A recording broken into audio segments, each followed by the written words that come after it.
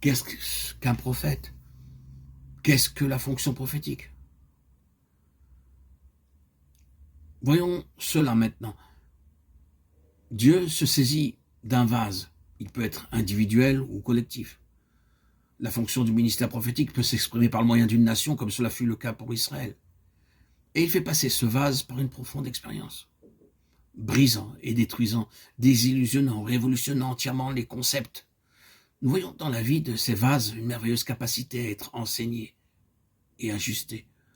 Tout ce qui était seulement objectif, l'œuvre de Dieu, la vérité divine, l'orthodoxie, le fondamentalisme, tout ce qui avait été saisi de manière extérieure, légaliste, doit être traité et brisé dans sa totalité.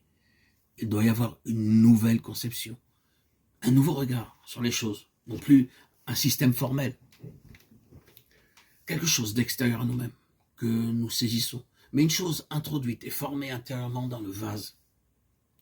Ce qu'est le vase, le ministère l'est donc aussi, et non pas ce qui a été assimilé de la doctrine pour en faire un enseignement.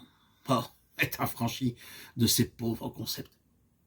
C'est un état de choses malheureux, celui de l'adhésion à un enseignement, à des interprétations, que l'on accepte parce qu'elles correspondent à notre manière de voir les choses. Oh Dieu, délivre-nous de tout cela, pour être introduit là où il est question de la vie que Dieu a réellement donnée, formée en nous.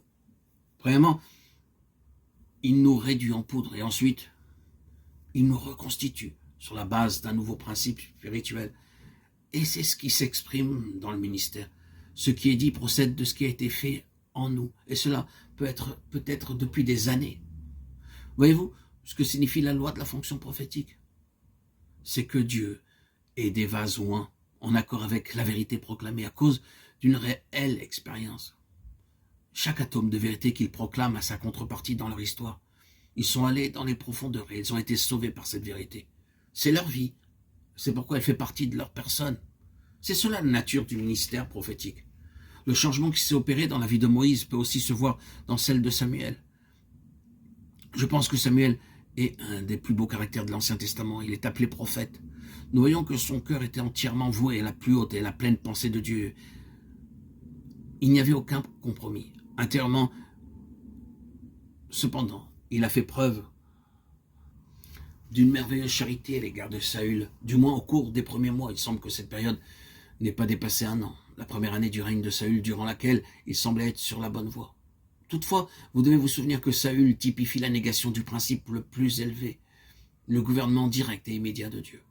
Un tel gouvernement, Israël l'a rejeté en faveur d'un roi, établi sur nous un roi pour nous juger comme il y en a chez toutes les nations, ont-ils dit. Dieu a donc déclaré à Samuel, ce n'est pas toi qu'il rejette, c'est moi qu'il rejette. 1 Samuel 8, 5, 7.